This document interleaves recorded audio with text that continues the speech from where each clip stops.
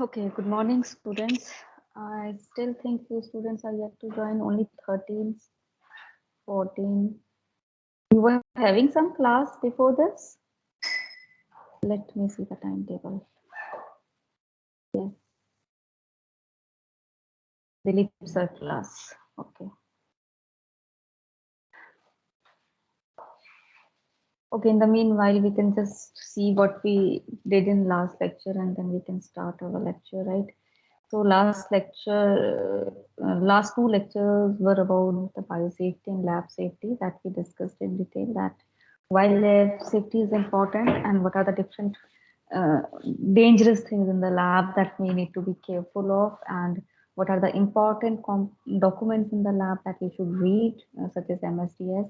And then in the second lecture, we discussed about the risk groups, right? What are risk groups and how we, they are how we defined a particular how we designate a particular pathogen to a to which risk group it belong. How we do that, so that we discussed, and we discussed about the four risk groups. And after that, we discussed about the biosafety levels also, and the various practices that are required to be followed at different biosafety levels, and what are the different precautions, and how at each increasing biosafety level, like when we move from 2 to 3, what are the changes, when we move from 3 to 4, what are the changes and more stringent practices that we follow. So everything in detail has been discussed. So just few questions before we move next. Who will tell me what is risk group? What is risk group?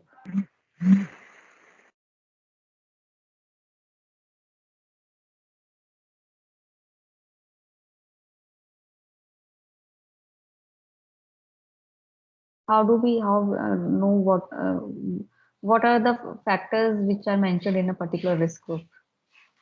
Am I audible, students? Manaswini, am I Yes, audible ma'am. or not? Yes, ma'am. Okay, I thought I'm Yes, not audible. ma'am.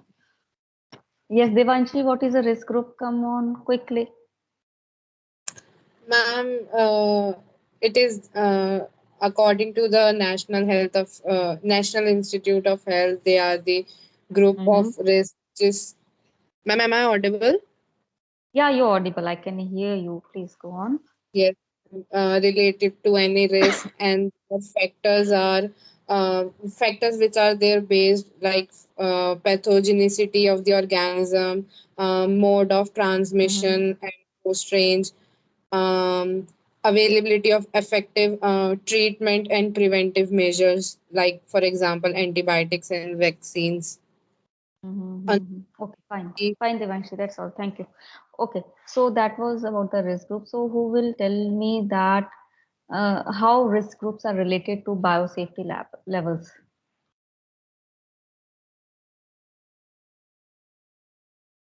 Yes, come on. Risk groups biosafety level से कैसे related है? Directly है तो कैसे है? And how pathogens in each risk groups are being handled in different biosafety levels?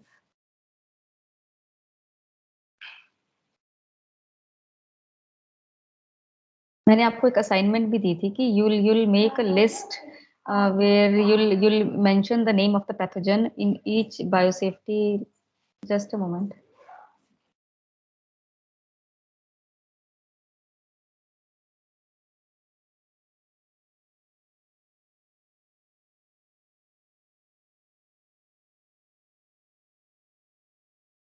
हाँ, how risk groups, pathogens in different risk groups are being related to the biosafety levels? How do we relate them?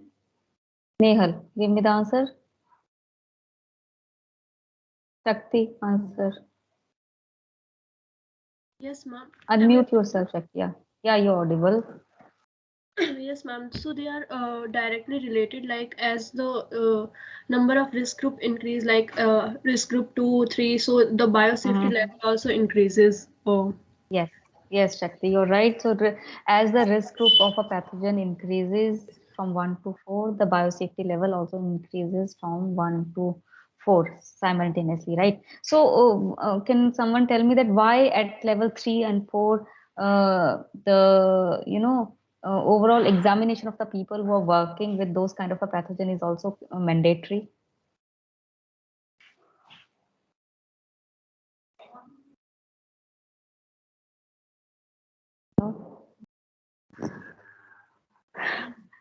Thursday को exam है ना आपका, तो मैं Thursday को exam में जब मैं अभी तक पढ़ाऊंगी ना आपको, कल तक वो सब आएगा. Make it sure, right.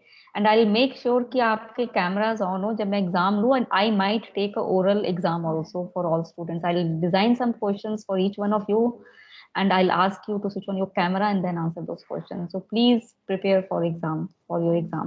जितना आप क्लास में चुप रहोगे और आंसर नहीं करोगे, मैं उतना टफ पेपर देने वाली हूँ आपको. Just make sure, right? Okay, fine. So yes, Sam, you want to say something? I'm in risk group 3 and 4. They are more lethal to humans. So that's why we have to like they have both high individual risk and community risk.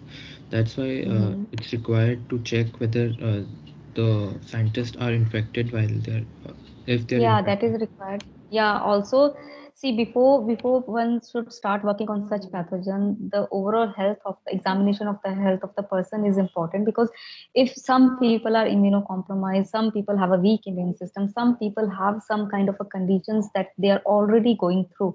So such kind of a people are not allowed to work in with these kind of pathogens, especially the pregnant women, or other kind of a people who are already having certain disease conditions. So because those people are more they'll get there are chances that they'll get infected by the pathogen more easily. So yes, their overall checkup is very important, so that they do not have any predisposed condition which can make them more susceptible to the pathogen. So yes, this is required. And even after they work on the pathogen, the overall checkup of the people is being done, so that to check or to make sure that they have not acquired any kind of infection.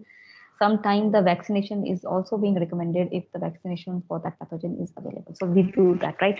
So today we are going to start another topic, which is basically the diagnosis, right? So diagnosis and management. So somewhere diagnosis and management are very related topics, because once we are able to diagnose a particular pathogen or a virus, then only we can take some step for the management of that virus. So whenever we talk about the management, the diagnosis come first.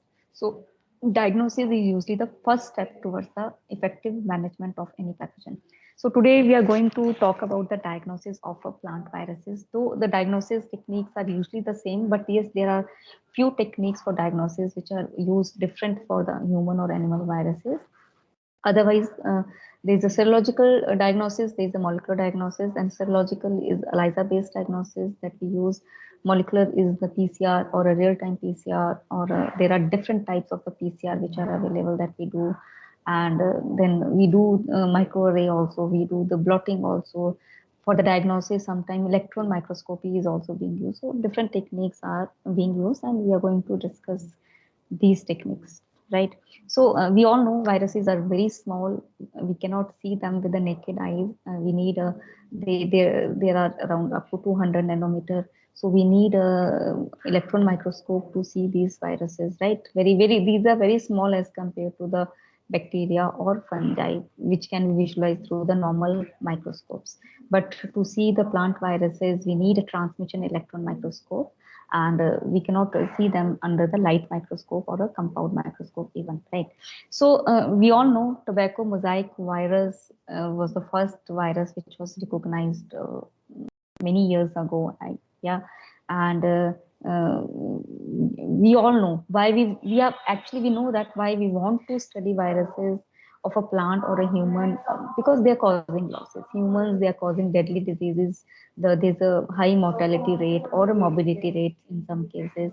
So we need to manage them, and we need to save ourselves. Then why need to the management of a plant viruses? Because we all know that the products that we get from the plants in the form of in the form of the fruits, in the form of the cereals, pulses, and everything is coming from the plant. So there are economic losses which are caused by the impact of the pathogen or viruses in the plants. So we need to reduce that loss so that we can get our healthy product or a healthy produce, or we can increase the production or we can minimize the losses which are caused by the pathogen by taking some management practices, right? So virus is the second most plant pathogen after the fungi causing losses, and economic losses have been estimated more than several $billion per year worldwide because of the plant viruses. This is the older data, but if we see the data now also, there are a lot of losses which are caused by plant viruses, and many times the whole of the crop is totally destroyed by the pathogen or virus in case of viruses also. So definitely we need to come up with some solution that how we can manage, identify these viruses properly and then manage. So the crop damages due to the viral diseases are difficult to predict.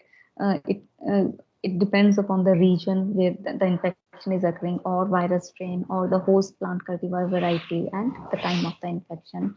And there are typical symptoms that we have already studied. They cause the browning of the leaf, mosaic necrosis.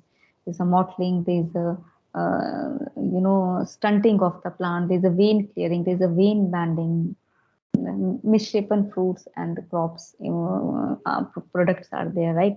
But then sometimes the symptoms cannot be visually detected because many viruses are latent. When we call viruses a latent infection, that means the virus is present in the plant, but it is not showing the symptom, right? So it is there, but its symptoms are not being shown. But then sometimes maybe the visible symptoms are not on the plant, but loss can be in the term of quantity or quality of the crop can be later estimated or can be seen in the particular field. So in addition, plants can also display this. I've told you already that plants can display viral-like symptoms sometimes, and they are similar to the symptoms which are caused by the nutrition deficiency. So they can be mistaken for that also. So we need to be very clear when we check the virus symptoms in the field, whether they are symptoms due to the nutrition deficiencies in the field, or these are the symptoms due to the viruses in the field. So that is the first thing that we need to look. So viral diagnosis by the symptoms is much more difficult than any other pathogen. So we cannot just rely on the symptoms as the sure shot diagnosis for any plant viruses, right? So diagnosis, as I told you, is the basis to manage plant diseases and then to predict the losses which are caused by the those kind of a pathogen. So accurate diagnosis of a virus disease is first step toward the management of that particular pathogen. So diagnosis is directly related to the management of the particular virus. So since after virus infection, we know agrochemical treatments to plants do not lead to effective control, or rather we don't have any such kind of a chemical control which is available. So viral diseases must be managed before the infection, right? So before the infection, if you want to manage, so it is important to figure out the causes and to distinguish disease plant and unaffected plants that show virus-like symptoms. So as the internationalization of domestic agriculture market, virus diagnostic is very essential to use high quality seed as well as virus free seed. So when we talk about the management of the viruses, you'll see that there we'll talk about the clean seeds and high quality seeds which are certified that they don't contain any kind of a viruses or virus present in them. So when we use this kind of a material in the field, then definitely the crop that we'll growing will be free from the viruses. Then okay, management strategies, again, they depend upon the viral indirect strategies. Viruses are transmitted by the vectors mostly. So if we can manage the vector, we can definitely manage the plant viruses also.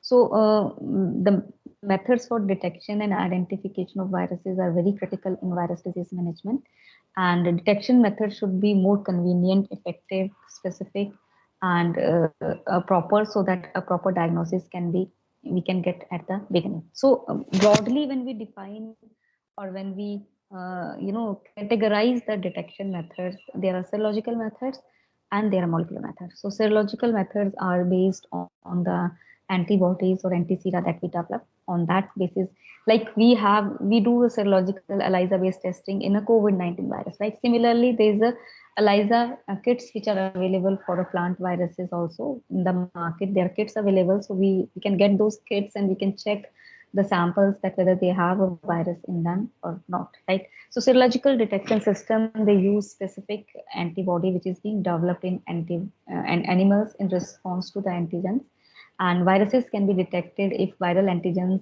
are used to develop antibodies. So this is the method we used to do. So to raise an anti-sera, to develop an anti-sera for a particular virus, there are two methods basically.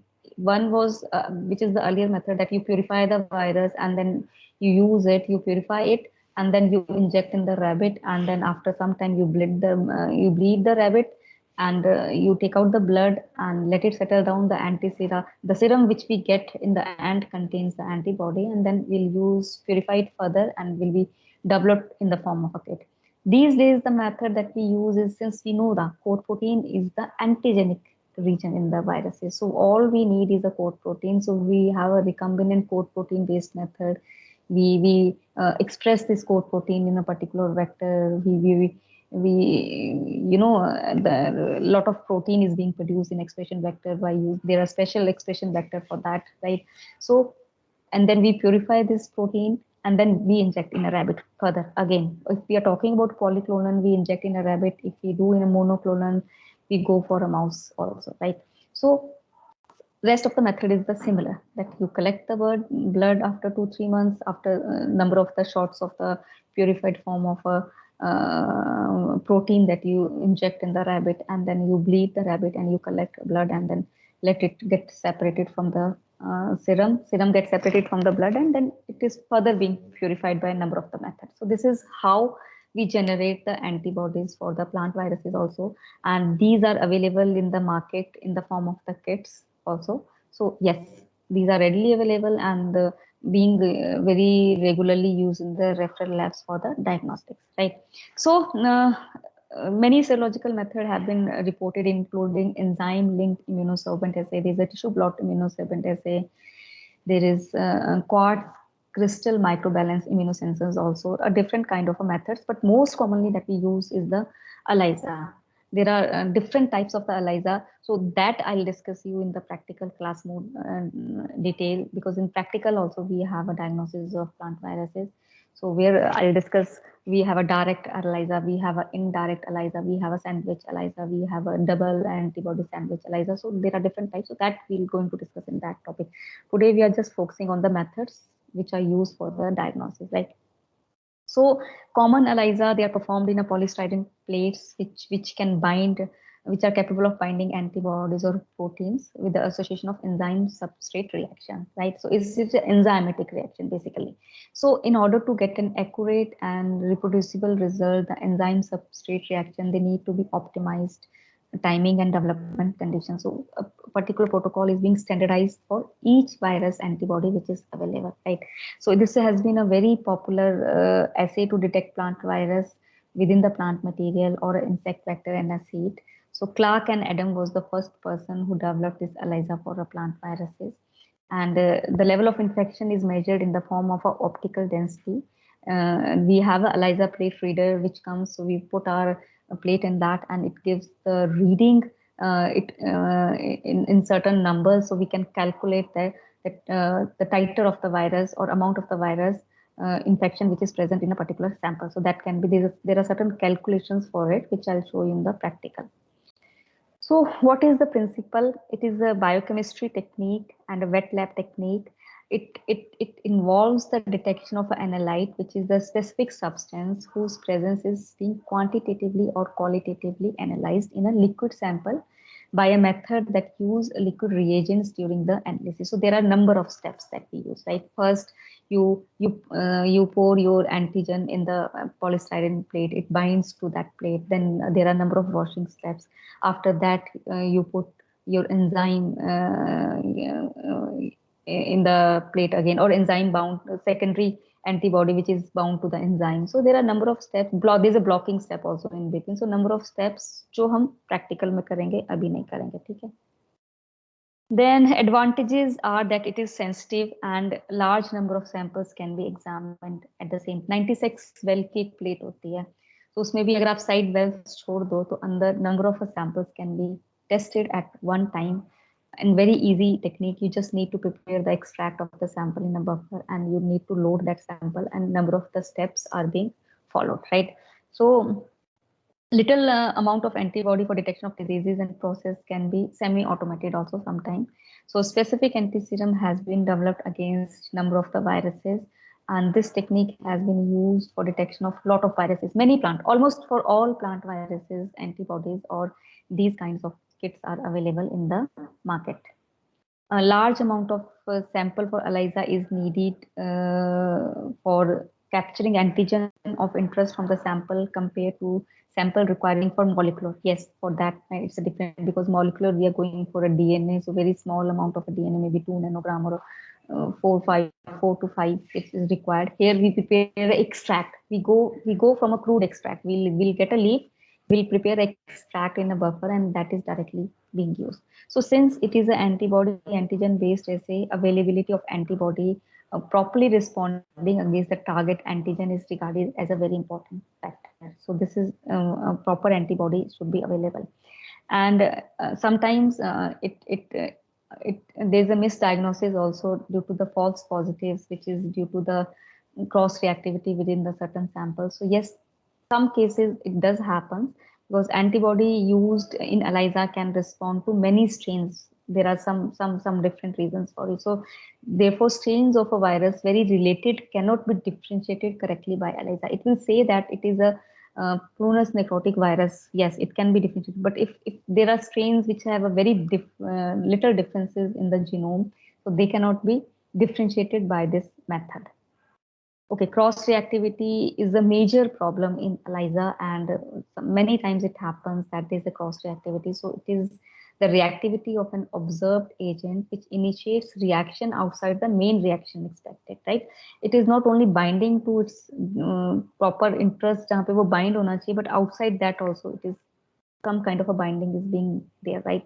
So this has implication for any kind of a test or assay, including diagnostic tests in medicine. And false positives are always there. There are always chances that false positive will get in any kind of a diagnostic, right? So ELISA is generally less sensitive when we compare it to the molecular method. Yes, because of these reasons, though ELISA has been used very widely for diagnostic purpose, but then still, if we are going for a and if we have a facilities to molecular testing, so we prefer to do a molecular testing as compared to the ELISA.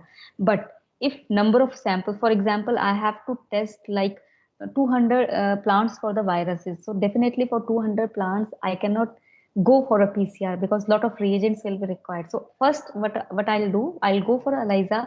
ELISA में जो plants positive आएंगे उनके लिए फिर I'll go for a PCR to make a doubly sure that these are positive, right? So this is how it is being done when we go for a research purposes also.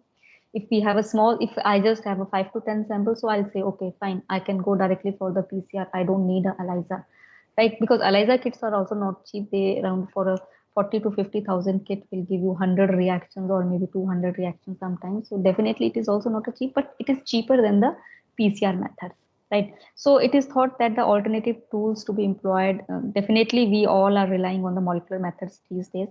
Then there is a tissue blot immunoassay also. Tissue blot immunoassay has the same principle as that of ELISA, to which antibody is applied, and it has the same reliability to ELISA to detect plant viruses. A major difference is that polystyrene plate is used as a platform of ELISA, whereas tissue blot immunoassay is performed on a nitrocellulose or a nylon membrane. So what we do in this case, we just extract the plant material and it is being blotted to a nitrocellulose and a nylon membrane. And some type of a tissue blot assemblies or ready-made assemblies come where we'll pour the material, and through capillary actions or through through electricity, it is being directly bounded to the nitrocellulose or a nylon membrane. So that is why it is called a tissue blot assay, blotting, right? Like ELISA, it has also necessity for an antibody, and then there are false positive problem which occur here also in this case also. However, since tissue blot immunoassay has great benefits over ELISA in terms of a detection time, cost, and sensitivity and convenience, because we don't need a micropipette, we just need your nylon membrane or the nitrocellulose membrane, so it can be easily do. So it has been applied number of, you can see the list. There's a bean yellow mosaic virus, there's a citrus tristiza virus, there's a Cymbidium mosaic virus, many fruit. Even I have done this kind of a method too during my PhD days for apple mosaic virus, apple viruses and stone fruit viruses. So we used to follow this tissue blot technique there also. Then we have a quartz crystal microbalance immunosensor. So this measures mass based on the vibrations and frequency change in real time. And it has been widely used to measure small mass in vacuum, gas, and liquid conditions. So immunological combination with QCM results in QCMI as a mass sensitive transducer device. So antigen antibody binding reaction causes decreased quartz crystal oscillation frequency in a positive reaction. So this is how it is being measured. So it offers some advantages, including it is very sensitive. It is done in a real-time output, portability, and low cost of application, fabrication, and maintenance become attractive alternatives to conventional analysis methods. But this is again not a very commonly used technique as compared to ELISA. ELISA might have some drawbacks, but still the ELISA is the most commonly used technique which is being done for the diagnosis. If the analytical signal is too weak to detect target material, the detection sensitivity can be increased by introducing the signal enhancing step. So this show high detection sensitivity for biological material or even viruses. So that way, like we have a biosensors also. So biosensors are also prepared in this way also. Biosensor based diagnostics, right? So these are the similar kind of a methods.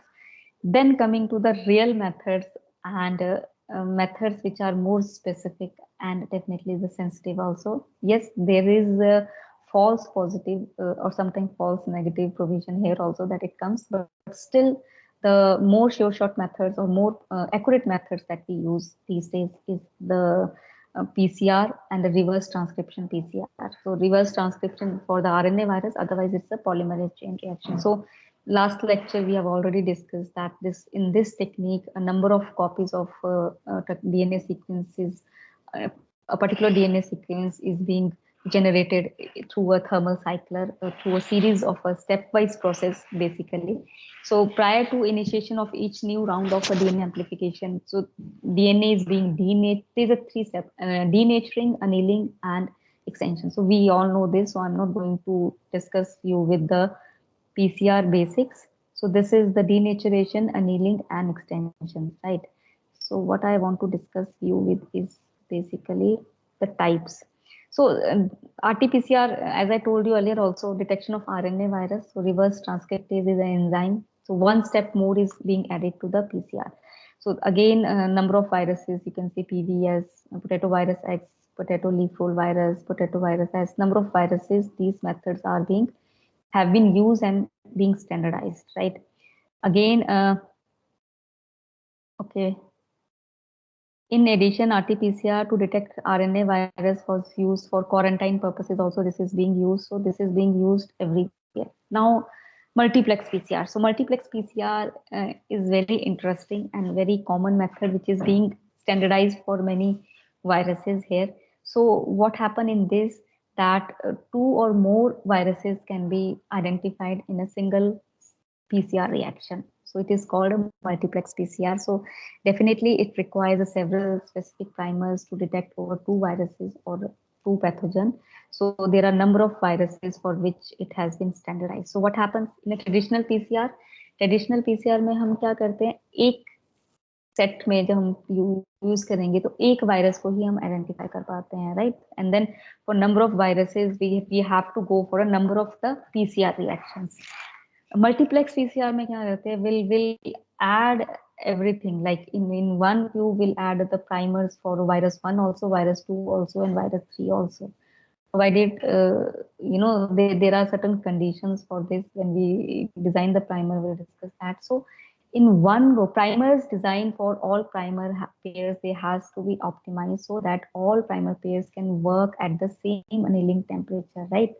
तो हमें उसे primers को इस तरह से design करना है कि मोर सेम अनेलिंग टेम्परेचर पे वो वर्क करेंगे, लेकिन बाइंड वो डिफरेंट डीएनएस को करेंगे according to the virus which is being present. So this is being very commonly used. There are many viruses characterized which are simultaneously detected in apple trees through multiplex PCR. For example, apple chromatic leaf spot virus, apple mosaic virus, prune dwarf virus, prunus necrotic ring spot virus. ये सारे के सारे virus एक साथ एक tube में detect किए गए हैं using multiplex PCR, right? So yes, for some cases this is being standardized, but still the conventional PCR is being used for everyone. Then we have another technique which is called a nested PCR. So in this nested PCR is used where the virus titer is very low, right? We know the virus titer is very low, so target gene is unstable and cannot be checked by electrophoresis because amplification हुई नहीं है ज़्यादा, because target जो था वो बहुत कम था product हमारा concentration. So what happened in this case, the product from primary PCR amplification is used for the second PCR. So जो primary amplification में product आता है उसी को हम second PCR में use करेंगे with second pair of the primer, right? So problem mentioned above can be solved by the nested PCR if the concentration of the virus is very low, and this method has been applied to detect lactose mosaic virus even in the single FH where the concentration will be very low. So nested PCR is useful for amplifying genes which are present in a very low abundance. So product from one round of a PCR using outer primers to amplify a large fragment of the gene is used as a template in the second round of the PCR, which target the smaller region using some inner primer that we need to design. Right? So in nested PCR involves the use of a, here this picture depicts here, right? Two primer sets and two successive PCR actions. The first set of primers are designed to enable the sequencing of upstream from the second set of the primer, right? So, and are used in the initial PCR reactions. Then whatever amplicons that are for first PCR reactions है जो हमें मिलेगा from the first PCR reaction, these are used as a template for a second set of the primer and second amplification step. So, though this is also not a very common method which is being used for diagnosis, but some cases when the concentration is very low, this method can be employed. Then we have a co-operational PCR. So both co-operational PCR and a nested PCR require a 4 primer set. However, in co-operational PCR, they need 1 external and 3 internal primer instead of the 2 external and 2 internal primer associated with nested PCR. So since this PCR uses 4 primers like nested PCR, this technique has some benefits. Benefits are like include a single reaction. There's a minimization of the contamination risk.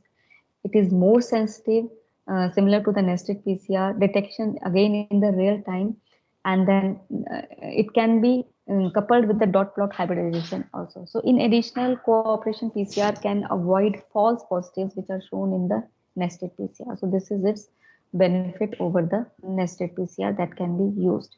Consequently, the cooperational PCR, they need less time than the nested PCR also. The major obstacle to use conventional PCR is existence of PCR inhibitors that are present in the sample sometimes. So this problem we can, overcome by the co-PCR with the diluted samples. So undiluted samples, they will show a very weak product by co-PCR, whereas diluted samples, they'll give a better result because those inhibitors are not present when we dilute the samples further. So, according to the detection of, these are some of the research work done by the people in, this is example of a cherry leaf roll virus. The sensitivity of co-PCR observed in virus detection is 100 times higher than the RT-PCR and is similar with that of the nested PCR. However, it is worthy to note that not all co-PCR show a higher sensitivity compared to the RT-PCR. So basically, these kind of a PCR, such as nested PCR or a co-operational PCR, we need to use only in the certain condition. They are not applicable to identify for all kind of the viruses, right? Now we have a real-time PCR. So real-time PCR, we all know that it was developed one of the very important technical method to monitor the amplification of the PCR in the real time. So जैसे जैसे आपका amplify होते जा रहे हैं product में, हम screen पे we can monitor how much it is being increase the concentration, so we can see in the real time. It can be dramatically reduced detection time and can be used for a small concentration of a target gene, making possible to diagnose.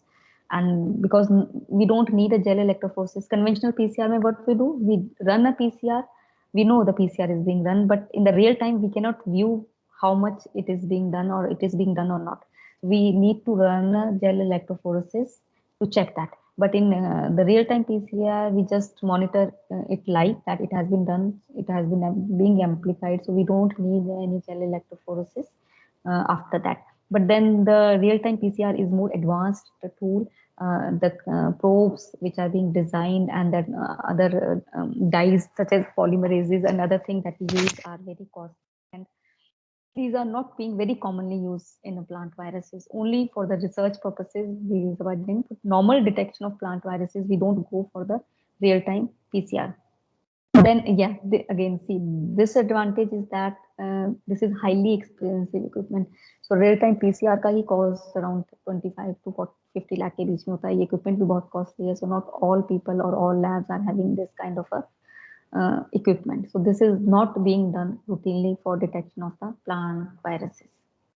Then there is another one kind of amplification which is called isothermal amplification. So in order to complete, see, isothermal amplification में हमें thermal cycler की requirement नहीं है. We just need a water bath kind of a thing, and that enzyme that we use, we can use it directly. It is basically loop mediated isothermal amplification. It is done. So directly we can go for, we don't need a thermal cycler to do this kind of a amplification. Then nucleic acid sequence based amplification. Again, it's a primer dependent amplification. It is used for direct amplification of RNA by PCR using reverse transcriptase and T7 RNA polymerase. So one of the differences when we compare to traditional PCR is that it works at a isothermal condition instead of a thermal cycling. Thermal cycling क्यों चाहिए? क्योंकि हमें different temperatures चाहिए, right? हमारा denaturation 94 पे हो रहा है, annealing 55 पे हो रहा है, extension उससे भी कम हो रहा है, so thermal cycling चाहिए. इसमें हमें thermal cycling नहीं चाहिए, सिर्फ एक constant temperature चाहिए, जिसमें हम कर सकते हैं, right? So this is easy. So for example, Lopez et al. He carried out entire process at 41 degrees Celsius for 60 minutes and visualized real-time assay using molecular beacons, right? So it can be done. So it is more sensitive than the conventional PCR. The reaction time can be reduced, and it is it does not require any kind of a sophisticated equipment, so that can be done. Then we have a microarray. So there was a time in late 90s and maybe early 2000 when microarray was considered one of the very good technique to identify number of the pathogens or viruses also. So this is a modification of the Southern blotting technology basically. So this technique used glass instead of a nitrocellulose and nylon membrane as a material.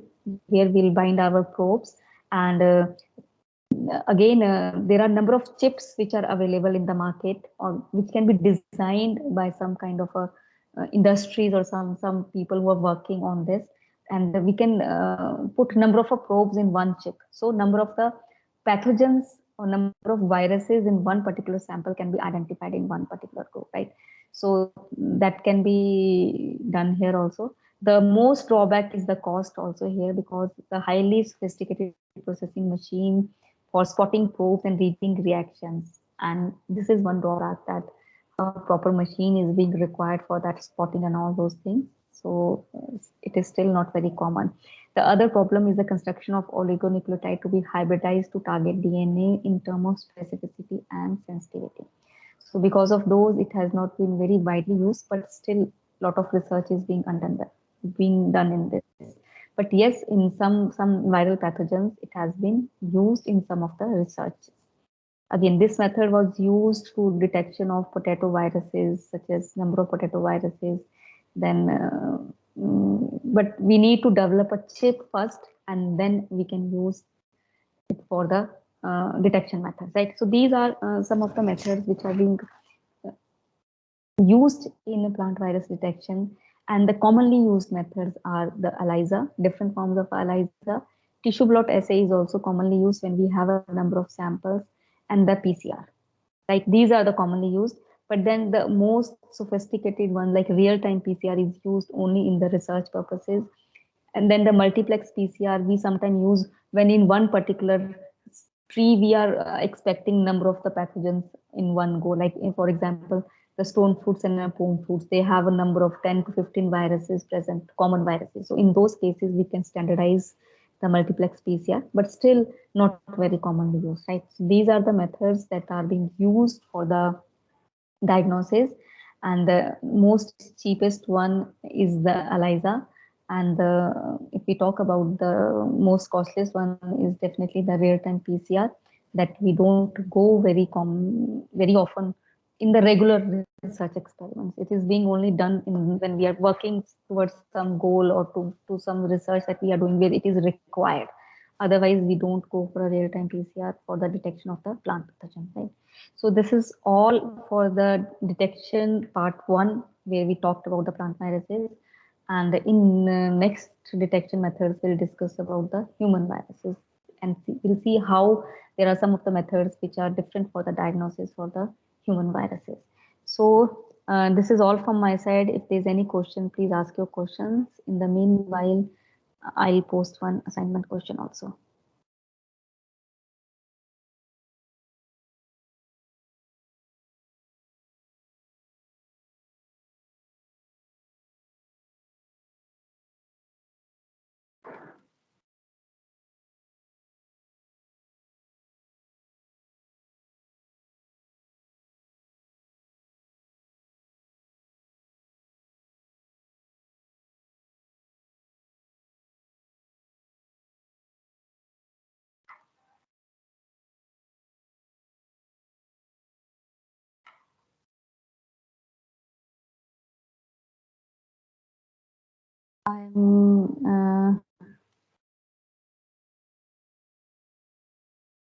It is in the form of a Microsoft form.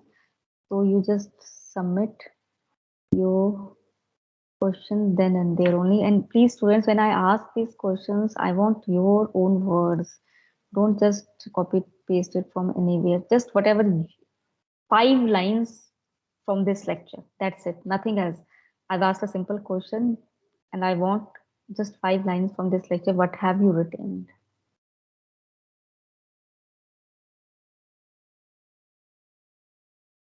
It's not visible at mine.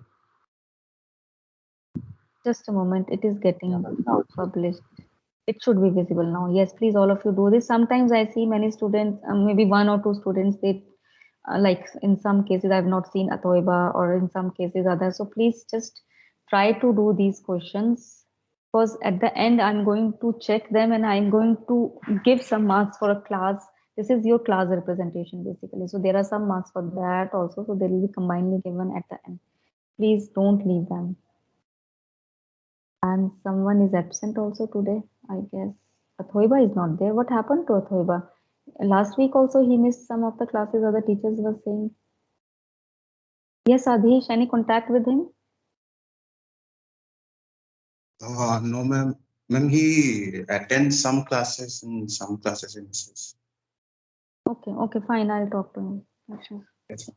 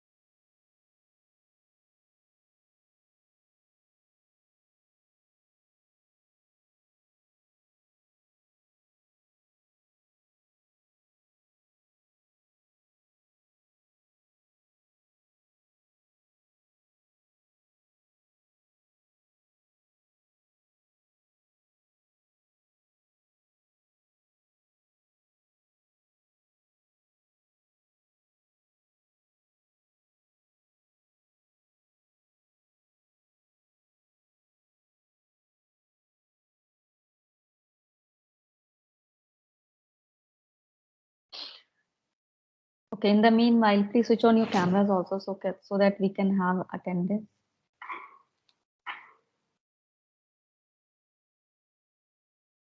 Yes, Adhish Mishra. Present, ma'am. Ayushi. Yes, Adhish, I can see you. Ayushi Jan. Present, ma'am. Sam.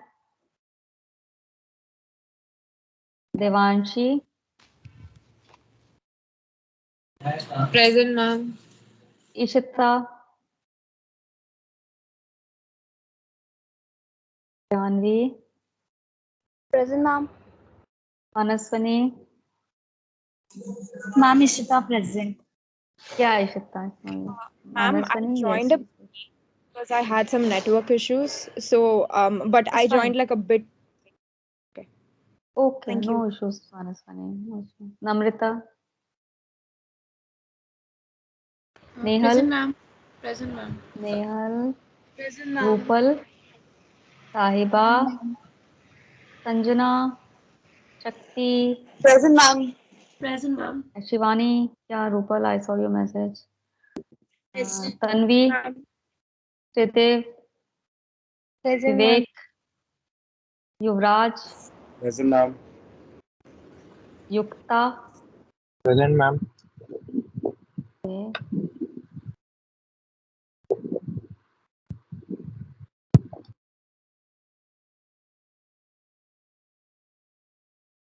Okay, so please submit this today itself, and fine. I'll see you tomorrow in the next class then. Thank you. Thank you, ma'am. Thank you, ma'am.